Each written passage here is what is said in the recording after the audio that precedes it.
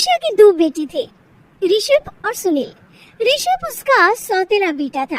उषा हमेशा ही अपने सगे बेटे सुनील को ज्यादा प्यार करती थी।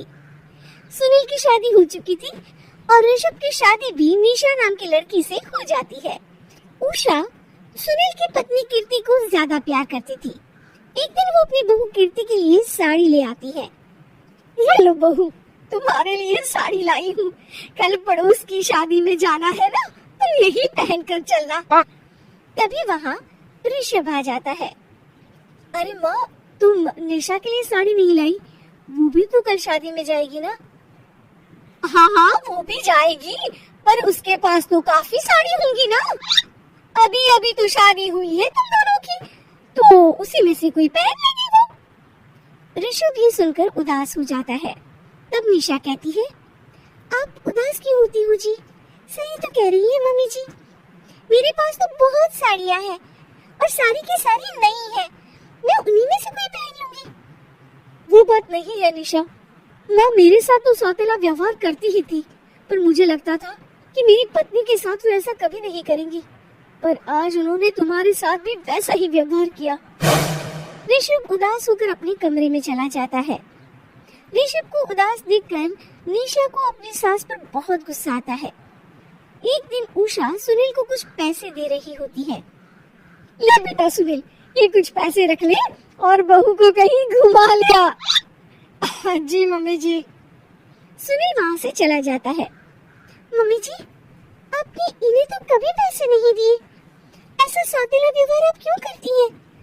बहू, ये किस तरह से बात कर रही हो तुम अपनी सास से? कोई ऐसे सवाल करता है कि अपनी सासू से? सास?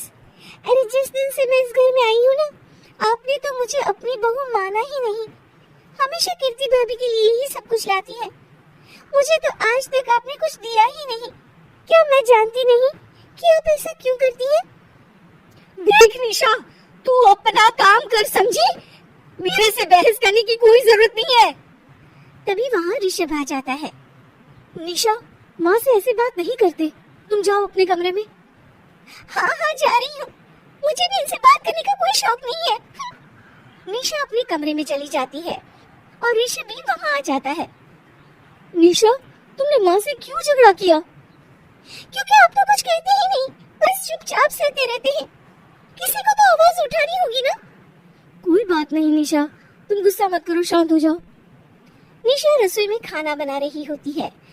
तभी वहाँ कीर्ति आ जाती है। निशा, तुम मार्केट से ये सामान ले आओ। मैं क्यों जाऊँ?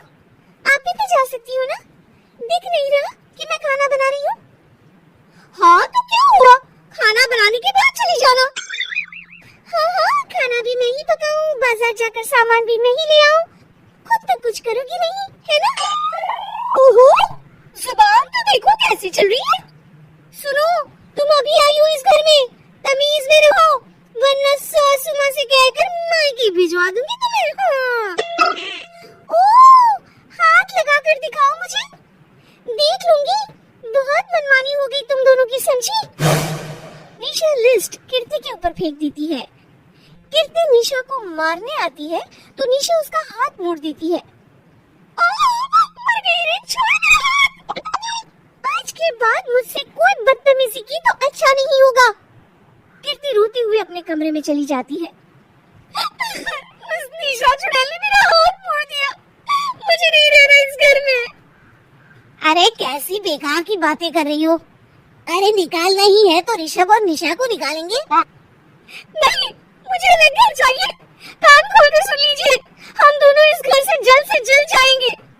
आप नए घर का इंतजाम कीजिए बस। मैं इन दोनों के साथ ज्यादा नहीं रह सकती। हाँ, वैसे मैं भी कुछ दिनों से सोच रहा था। अच्छा हुआ तुमने कह दिया, मैं माँ को भी बता देता हूँ। माँ, वो क्या करेंगी तुम्हारे साथ जाकर? मैं चाहती हूँ कि तुम और मैं, बस हम दोनों ही कहीं शिफ्ट हो जाएं, इस सब झमेले से दूर। अरे पर माँ को यहाँ छोड़कर इस तरह से जाना ठीक नहीं रहेगा कीर्ति। वैसे वो तुम्हें कितना प्यार भी तो करती हैं। हाँ, नाम का ख्याल रखती है, क्योंकि तुम सगे बेटे हो ना, इसलिए। तुम अगर सौतेली होते तो मेरे साथ भी ऐसे ही सलूक करती, जैसे अभी तुम्हारे सौतेली भाई और उसकी पत्नी से करती है। अरे पर फिर भी फिर भी कुछ भी नहीं। देखो, या तो हम दोनों इस घर से कहीं दूर जाएंगे या फिर मैं अपने मायके चली जाऊंगी। हाँ, बता देती हूँ। अच्छा बाबा, अच्छा ठीक है। सुनील अपनी माँ से बात करने आता है। माँ, मैं सोच रहा हूँ कि कीर्ति के साथ अलग घर में शिफ्ट हो जाऊँ। अरे वाह बेटा, ये तो बहुत अच्छा सोचा है तुमने। कब शिफ्ट होना है हमें? मैं भी पैकिंग कर लेती हूँ। अब नहीं माँ, मैं और कीर्ति ही जाएंगे बस। आप तो यहीं रहो, ये पुश्तैनी घर भी है ना आपका। अरे बेटा, तो मेरा सगा बेटा है, तू ही मेरे साथ ऐसा कर रहा है। मुझे अपने साथ ले जा बेटा। तभी वहाँ कीर्ति आ जाती है। अरे माँ, आपको पता भी है कि किराए के घर में कितना खर्चा होता है, और अगर आपको भी लेकर गए तो और खर्चा होगा। आप तो बस यहीं रहो इसी घर में। कोई बात नहीं सुनील, तुम लोग चले जाओ, माँ यहीं रहेंगी हमारे साथ। हम माँ का ख्याल रखेंगे, तुम लोग अपनी गृहस्थी संभालो। निशा को ये देखकर बहुत खुशी होती है। वो मन ही मन सोचती है, अब आया ना ऊंट पहाड़ के नीचे।